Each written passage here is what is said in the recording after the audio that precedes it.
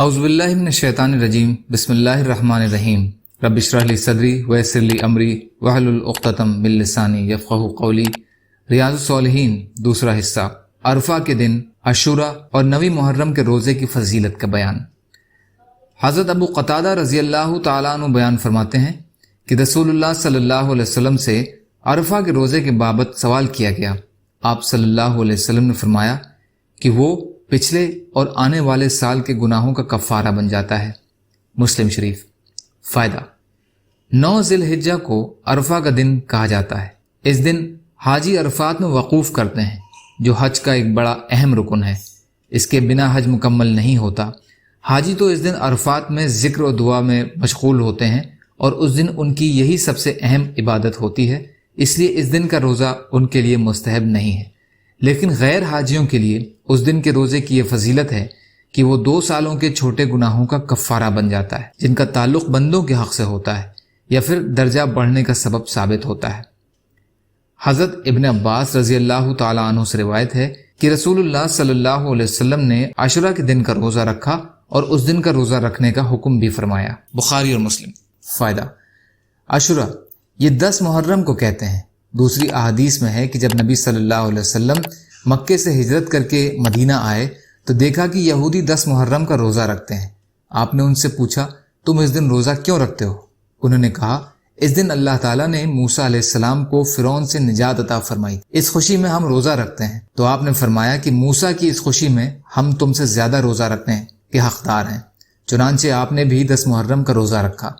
پھر آپ نے فرمایا کہ اگر میں اگلے سال زندہ رہا تو اس کے ساتھ 9 محرم کا روزہ بھی رکھوں گا، تاکہ یہود کے برعکس بھی ہو جائے۔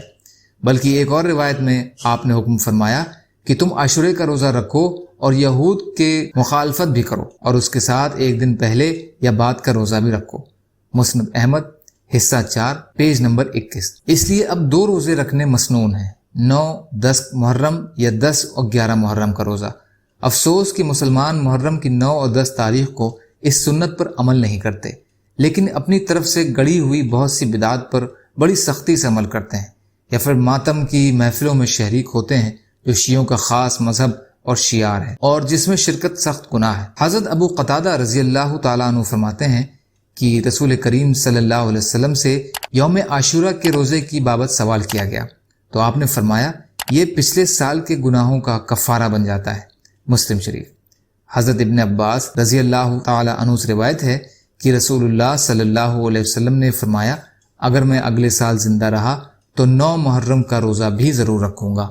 مسلم شریف۔ فائدہ: کچھ لوگ اس کا مطلب یہ بیان کرتے ہیں کہ میں صرف 9 محرم کا روزہ رکھوں گا، لیکن دوسری روایات کی روح سے یہ مطلب صحیح نہیں ہے۔ آپ نے یہود کی مخالفت کرنے کے لیے 10 محرم کے روزے کے ساتھ ایک اور روزہ رکھنے کا ارادہ فرمایا اور اس کا حکم بھی دیا، جیسا کہ مسند احمد کی روایت ہم نے بیان کی ہے۔ اس لیے اس کا یہی مطلب صحیح ہے جو ہم نے ترجمے میں اختیار کیا ہے۔ اللہ تعالیٰ ہم سب کو کہنے سننے سے زیادہ عمل کی توفیق عطا فرمائے۔ یا اللہ، مظلوم کشمیریوں، فلسطینیوں اور جہاں بھی مسلمان پریشان حال ہیں، آپ ان کی مدد فرمائیے اور ہم سب کو اپنی استطاعت کے بقدر اپنا حق ادا کرنے والا بنائیے۔ یا اللہ، رحم کا، کرم کا، عافیت کا، درگزر کا معاملہ فرمائیے، سچی توبہ کی توفیق عطا فرما دیجیے۔ یا اللہ، بدعمالیوں سے درگزر فرما دیجیے اور اچھے اعمالوں کو قبول فرما لیجیے۔ سبحان ربک رب العزت عما یصفون وسلام علی المرسلین والحمد للہ رب العالمین برحمتک یا ارحم الراحمین۔